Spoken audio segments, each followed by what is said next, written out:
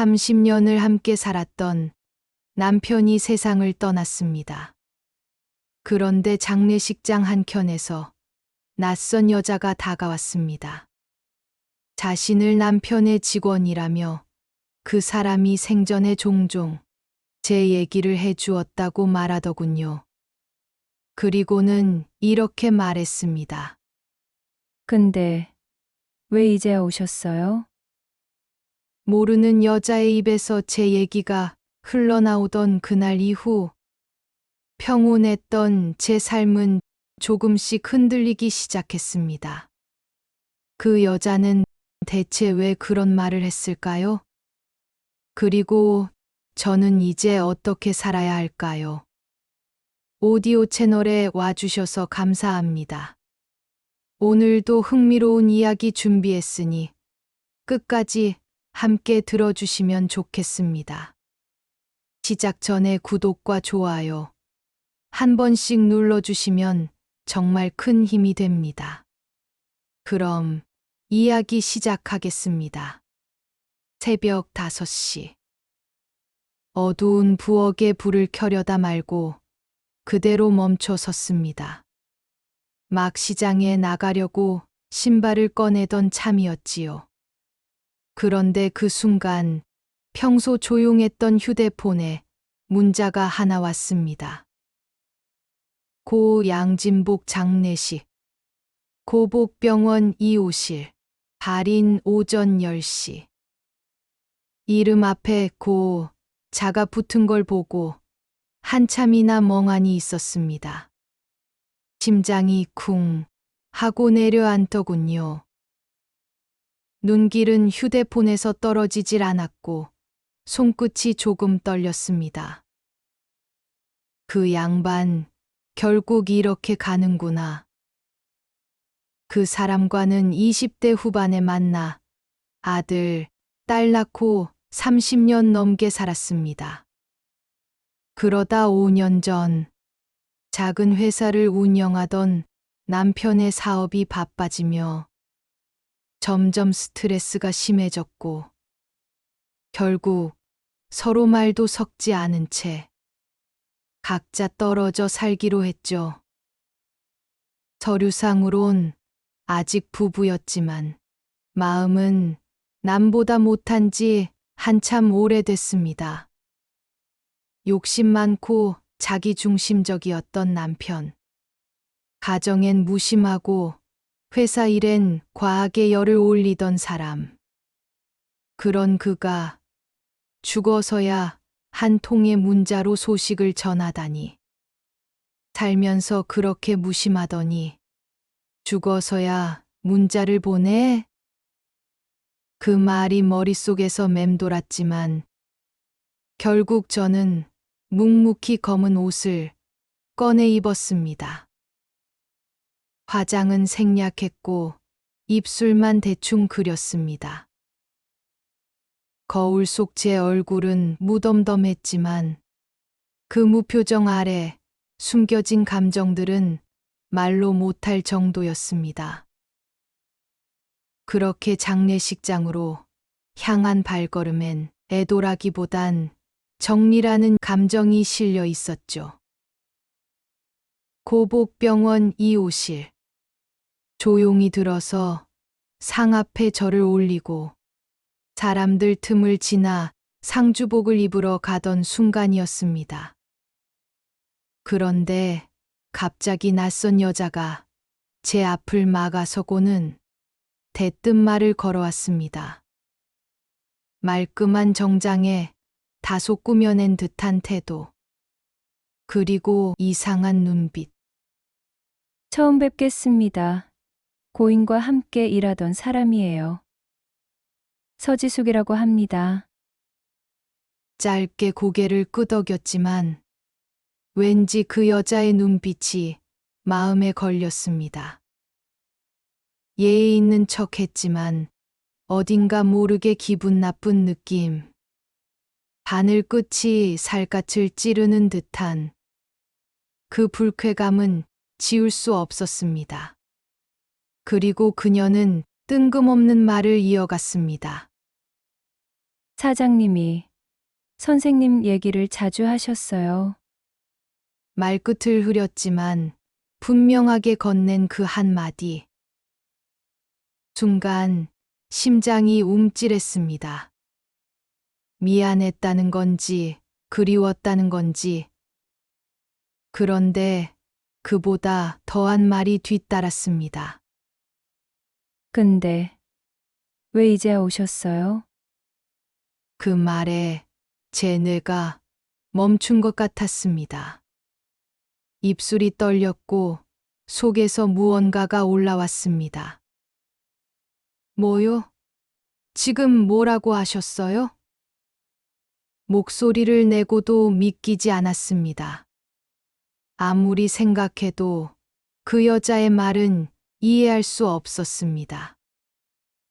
몸도 마음도 사실상 남남이었지만 그래도 남편 장례식장인데 부인인 내게 낯선 여자가 말하고 있었습니다.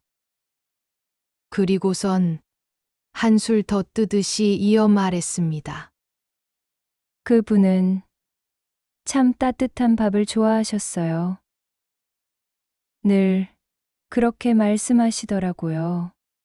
그 사람 밥 참 맛있었는데 라고요. 밥이라고? 그 인간이 언제 밥을 맛있게 먹었다고? 내가 밥을 해주면 소금이 많네, 짜네. 그냥 한마디 툭 던져놓고 밥 숟가락 내려놨던 사람이. 그 자리에서 말다툼이라도 할 뻔했습니다. 그분이라는 말로 남편을 부르던 그 여자의 입술이 눈앞에서 자꾸 신경 쓰였습니다. 그래도 참았습니다. 장례식장이니까요. 그런데 계속 그 여자의 표정을 보고 있자니 화딱지가 나서 더는 참을 수 없었습니다. 그쪽이 뭔데 그런 걸 묻는 거죠? 정색하며 되물었지만 그 여자는 아무 대답도 없이 저를 빤히 쳐다봤습니다. 그게 더 기분 나빴습니다. 그리고 그 여자가 뒤에서 다시 뭐라고 부른 것 같았지만 저는 못 들은 척 그 자리를 떠났습니다. 장례식장 복도를 걸어 나가는 동안 가슴이 벌렁거렸습니다. 슬픔보다는 분노와 허망함, 그리고 제 이름을 입에 올린 이젠 멀리 떠난 사람에 대한 이야기. 도대체 이건 무슨 상황일까? 남일 수도 있지만 왜 나만 모르는 사람이 돼 있는 거지? 그날 이후 저희 평온했던 삶은 조금씩 흔들리기 시작했습니다. 장례식장에 다녀온 뒤 저는 곧장 가게로 향했습니다. 시장 한복판, 제 반찬 가게 안은 여전히 조용했고 무심한 시계 초침만이 벽에서 딸깍딸깍 울려 퍼졌습니다. 저는 무채를 썰기 시작했습니다. 무는 유난히 단단했고 오늘따라 칼끝이 무에 콱콱 박혔습니다. 마치 제 속이 그대로 찍히는 기분이었습니다. 서지숙, 그 여자가 한 말. 그분은 따뜻한 밥을 좋아하셨어요. 그 말이 귓속에 또렷하게 맴돌았습니다. 도대체 뭘 아는 사람이길래 그런 말을 쉽게 뱉는 걸까? 그 밥을 내가 얼마나 애써 지었는데. 계란장 조림은 중간에 불을 줄여야 했습니다. 너무 익히면 딱딱해지니까요. 하지만 손이 떨렸는지 간장을 붓는데도 한숨이 새어나왔습니다. 그래도 반찬을 하나씩 조심스레 도시락에 꾹꾹 눌러 담으며 오랜만에 귀국할 작은 손주들의 얼굴을 떠올려 봤습니다. 다시 장례식장. 발걸음은 전보다 덜 무거웠지만 마음은 여전히 가라앉은 상태였습니다. 입구에 들어서자마자 멀리 서 있는 딸 은지와 손주들이 보였습니다. 아이고, 우리 손주들 왔구나. 고생했네. 조심스럽게 도시락통을 꺼내며 말을 건넸습니다. 할미가 만든 거야. 여기 밥은 입에 잘 안 맞을 테니까. 그런데 아이들은 고개를 절레절레 저었습니다. 한 입도 먹지 않겠다는 듯 딸 은지 뒤에 숨어버렸습니다. 딸 은지가 민망한 듯 웃으며 말했습니다. 엄마, 애들이 아직 시차 적응이 안 돼서 그래요. 그래, 알았다 이놈들. 가볍게 중얼이며 도시락을 내려놓았지만 내심 손주들이 도시락을 잘 먹을까 기대했는지 속으론 실망감이 들었습니다. 그때였습니다. 장례식장 입구 쪽 화환을 손보던 서지숙의 모습이 눈에 들어왔습니다. 여전히 단정하고 또렷해 보이는 40대의 여자. 낯설고도 익숙한 눈빛으로 주변을 살피며 마치 주인처럼 서 있었습니다. 은지가 그녀에게 다가가 단도직입적으로 물었습니다. 아버지 직원이셨다고요? 그런데 왜 가족인 것처럼 행동하세요? 순간 공기가 얼어붙었습니다. 그 말이 주변 조문객들의 귀에도 들어갔는지 시선이 한데 모였습니다. 서지숙은 흐트러짐 없는 얼굴로 미소 지으며 말했습니다. 아, 따님이시구나. 사장님이 늘 걱정하셨어요. 외국 생활이 쉽지 않을 텐데 하시면서요. 그 말에 아들 영수의 눈이 날카로워졌고 은지는 입술을 꽉 다물었습니다. 그런데도 그녀는 태연하게 말을 이었습니다. 말로만 듣던 따님 얼굴을 뵈니 괜히 제가 다 반갑네요. 저는 서지숙이에요. 사장님과는 가까운 지인이었습니다. 저는 그 순간 속이 울렁거리는 걸 느꼈습니다. 마치 뱃속이 뒤집히는 것처럼 그 여자가 지인이란 말을 입에 올렸을 때 제 안에 무언가가 철컥하고 끊어졌습니다. 누가 누구를 반갑다고 하나 어이가 없었지만 그래도 저는 한마디 말도 하지 않고 돌아섰습니다. 그리고 그 길로 장례식장을 빠져나왔습니다. 뒤에서 은지가 엄마, 같이 가라며 따라왔지만 저는 고개만 저었습니다. 혼자 있고 싶다. 그 말만 남기고 버스 정류장으로 향했습니다.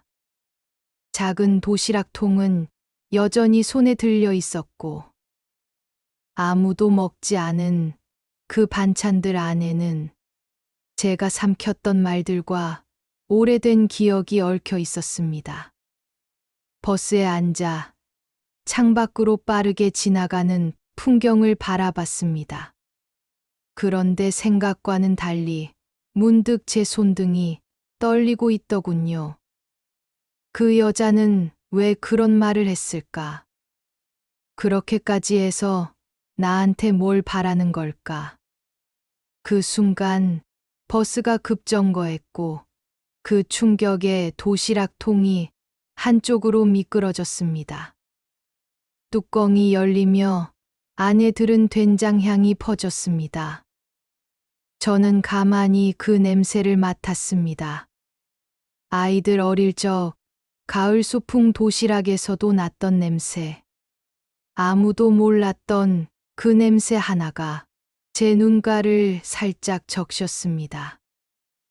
그날 이후 몇 날 며칠이 지났습니다. 장례도 발인도 끝이 났고 가족이며 이웃들도 하나둘 일상으로 돌아갔습니다. 장례식이란 게 참 이상하지요. 수많은 조문객과 꽃다발, 오가는 위로의 말들 속에선 뭔가가 크게 끝난 듯한데 막상 정작 남겨진 사람은 그제야 시작입니다. 고요한 새벽, 가게 문을 열기 전 혼자 앉아 있었습니다. 오래전부터 돌아간 양반과 아들, 딸 밥을 책임진 작고 고마운 가게지만 그날따라 왠지 낯설었습니다. 고무장갑이 걸려 있는 세면대, 말라붙은 국자 하나, 시계 초침만 또각또각. 진짜로 끝났나 보구나. 머릿속은 이미 잊었다고 생각했지만 어느 틈엔가 다시 그 양반이 생각났습니다. 오랜 세월 무던히도 견뎌낸 관계였지만 막상 빈 자리가 생기고 나니 허전하더군요. 그날은 가게 문을 일찍 닫았습니다. 몸이 아픈 것도 장사가 안 된 것도 아니었지만 속이 어지러워 그대로 돌아가고 싶었거든요. 그렇게 집 앞에 도착했을 때였습니다. 현관 앞에 놓인 낯선 택배 상자 하나. 이게 뭐지? 발신인은 없고 제 이름만 덜렁 적힌 상자 하나. 불길한 기분이 들었습니다. 밀려오는 가슴에 답답함을 안고 상자를 열었습니다. 상자 안엔 얇은 봉투 하나, 그리고 사진 한 장이 담겨 있었습니다. 사진을 꺼내 보는 순간 숨이 탁 막혔습니다. 그 사진은 정말 오래된 사진이었습니다. 놀이터. 아이들 둘이 남편 품에 안겨 있었고, 저는 그 옆에 가만히 서 있었습니다. 사진 속 표정은 웃고 있었지만 그날의 기억은 전혀 그렇지 않았습니다. 가족 나들이라면서 결국 나 혼자 다 했지. 그 양반은 벤치에 앉아 신문만 넘기고 있었고 저는 도시락, 간식, 물티슈 챙기느라 정신없이 뛰어다녔죠. 눈앞의 사진은 웃고 있었지만 제 가슴은 다시 내려앉았습니다. 그리고 그 옆에 봉투를 두 손으로 조심스레 열었습니다. 그 안엔 쪽지 한 장이 들어 있었죠. 글씨를 보는 순간 단번에 알 수 있었습니다. 삐뚤빼뚤한 펜자국, 그 양반의 글씨였습니다. 무뚝뚝했던 그 사람이 유서 대신 남긴 말이었겠지요. 당신한테 제대로 말은 못했지만 늘 고마웠어. 딱 한 줄. 처음엔 웃음이 나왔습니다. 황당하고 어처구니 없고 그래서 더 웃겼습니다. 그래, 당신답다. 그토록 무뚝뚝하던 사람이 살아있을 땐 한 번도 꺼내지 않았던 말을 죽고 나서야 종이 한 장에 담아 보내다니. 그 쪽지를 들고 한참을 앉아 있었습니다. 화가 나야 할 텐데 그게 잘 되질 않았습니다. 오히려 마음 한 구석이 조용히 저려왔습니다. 그 사람은 참 표현도 못하고 감정도 못 꺼내는 사람이었습니다. 그런 사람이 떠나기 직전에 남긴 말. 당신한테 말은 못했지만 늘 고마웠다. 그 말을 듣기까지 30년이나 걸린 걸까? 30년을 살아주고 죽을 때가 돼서야 그 말이 나오는 걸까? 평생 한 번도 듣지 못한 말이었기에 그 한 줄이 계속 마음에 남는가 봅니다. 쪽지는 그렇게 다시 봉투에 넣어뒀습니다. 사진도 테이블 구석에 밀어두었습니다. 그리고 베개에 머리를 뉘었지만 잠이 오질 않았습니다. 생각이 많아져서 결국 밤새 뒤척였습니다. 어쩌면 그게 평생 함께했던 누군가를 정말로 떠나보낸 첫날 밤이었던 것 같습니다. 다음 날 아침, 가게 문을 여는 손에 힘이 들어가지 않았습니다. 습관처럼 된장국을 끓이고 나물을 무쳤지만 그날은 왠지 모르게 늘 하던 것들이 버겁게 느껴졌습니다. 국자에 국물을 떠보는데 짠맛도 단맛도 잘 느껴지지 않았습니다. 그게 제 마음 같았습니다. 지금 이 기분도 그 사람과의 30년도 모든 게 싱거웠습니다. 하지만 아직 불은 살아 있었습니다. 살아있는 불처럼 남은 사람도 살아야 됩니다.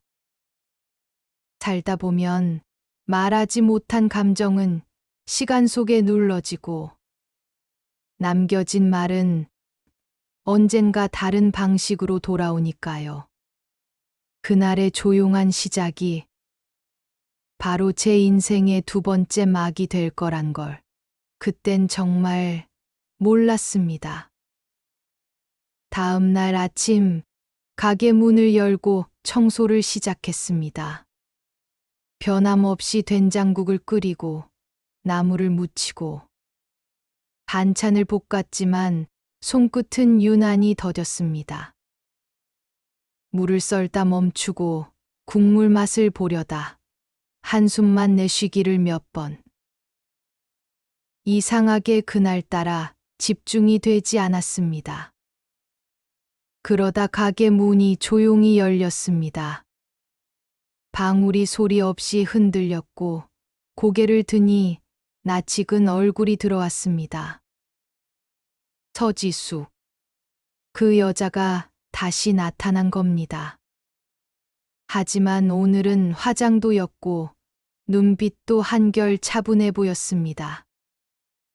그런데 그 여자가 갑자기 제 앞에 와서 고개를 푹 숙였습니다. 그리고 천천히 입을 열었습니다.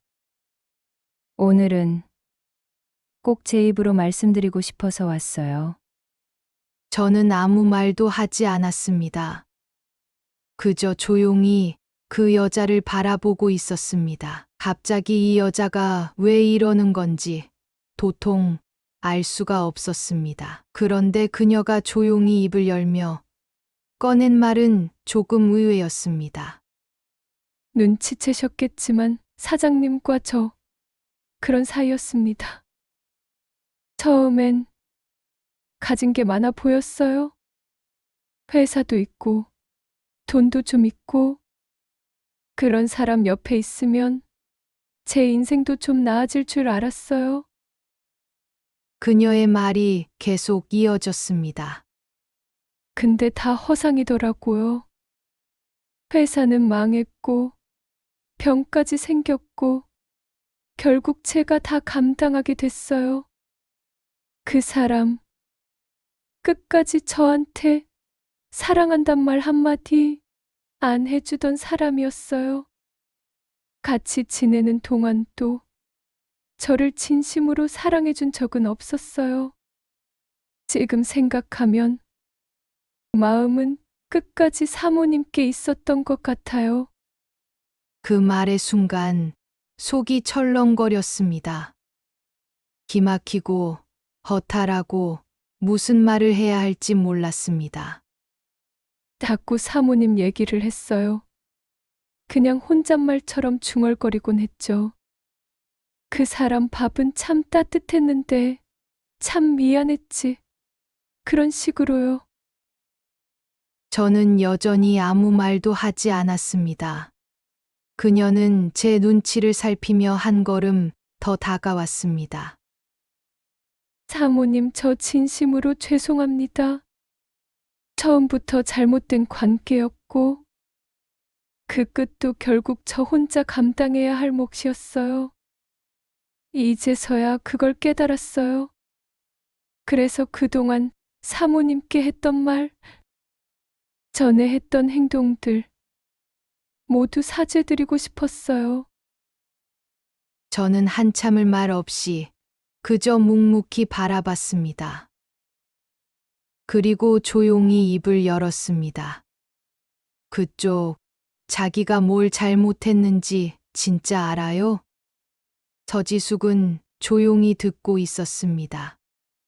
장례식장에서 그쪽이 내게 뭐라고 했는지 기억나요?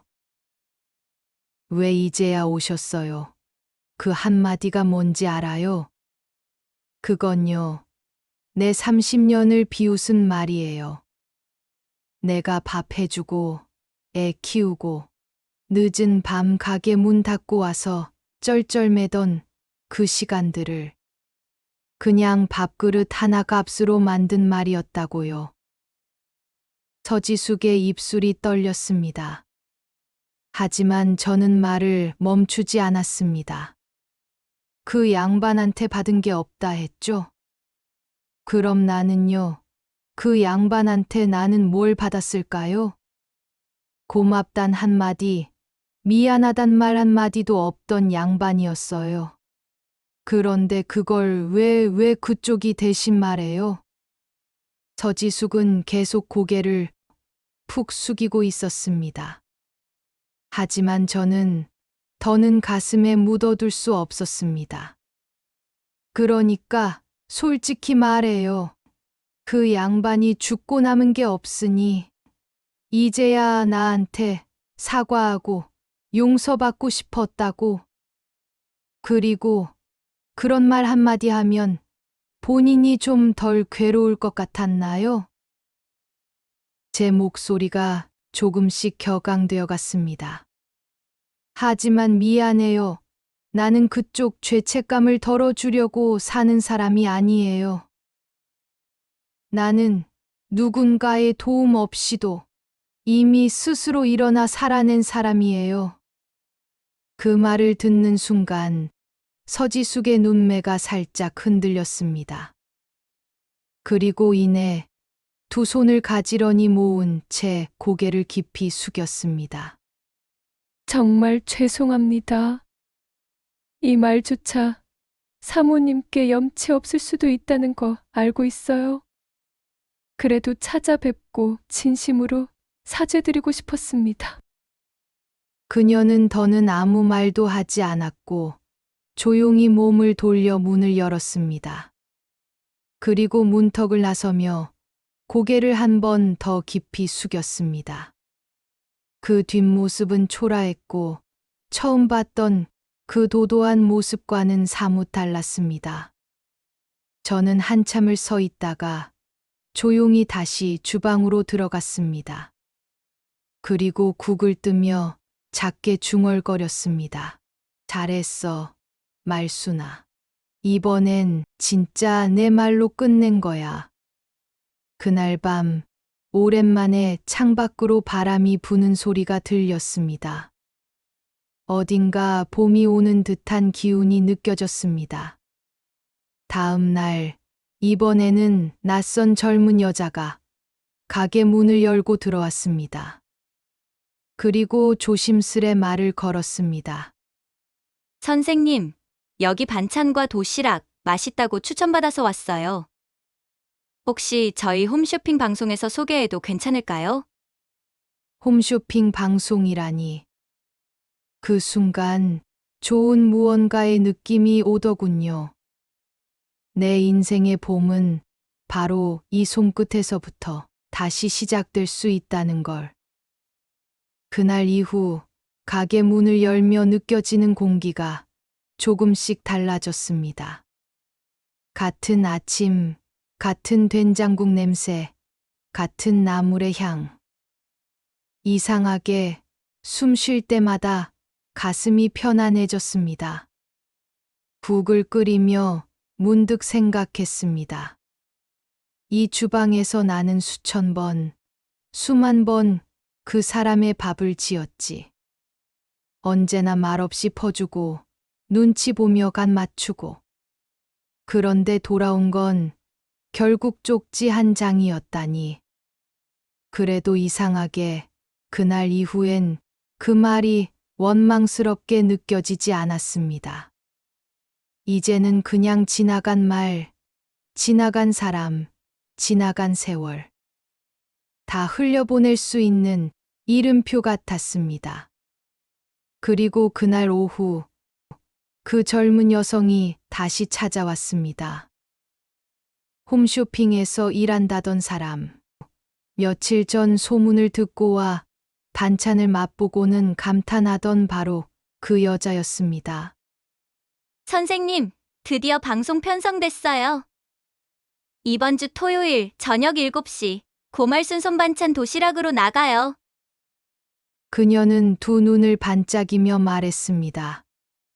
제가 어리둥절한 표정으로 서 있으니 그녀가 먼저 말을 이었습니다. 걱정 마세요. 선생님 얼굴 안 나가요. 포장 용기, 납품 계약, 그 외 저희가 전부 준비해 드릴게요. 그날 저녁 오랜만에 옷장을 열어봤습니다. 무심코 입었던 검정 앞치마 대신 약간 화사한 꽃무늬 앞치마를 꺼냈습니다. 그리고 화장대 앞에 앉아 아주 오랜만에 입술을 발라봤습니다. 거울 속 제 얼굴은 주름지고 조금은 푸석했지만 눈빛만큼은 다시 살아나는 느낌이었습니다. 말수나 참 오래도 버텼구나. 이제야 내 이름 걸고 제대로 살아보는구나. 그 주 토요일 방송이 나가자마자 가게 전화는 쉴 틈 없이 울렸습니다. 주문이 밀려들었고 동네 주민들도 줄을 서기 시작했습니다. 여기 그 방송 나온 아주머니 가게 맞죠? 저 진짜 손편지 받아보고 싶어서 왔어요. 이런 말을 들을 때마다 제 마음엔 이상한 울컥함이 올라왔습니다. 누군가에게 따뜻한 밥 한 끼가 그토록 큰 위로가 된다는 사실이 왜 이제야 실감이 났을까요? 며칠 후 딸 은지가 조용히 말했습니다. 엄마, 요즘 웃는 게 늘었어. 그리고 도시락에 적은 편지 말이야. 그거 진짜 엄마 마음이야?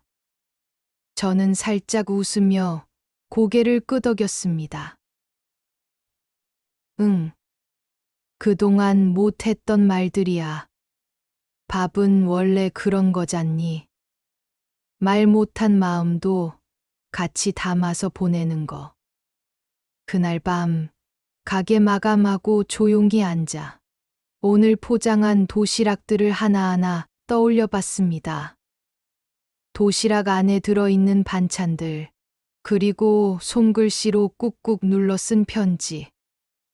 오늘 하루도 따뜻한 밥 한 숟갈에 힘내시길 바랍니다. 문득 이런 생각이 들었습니다.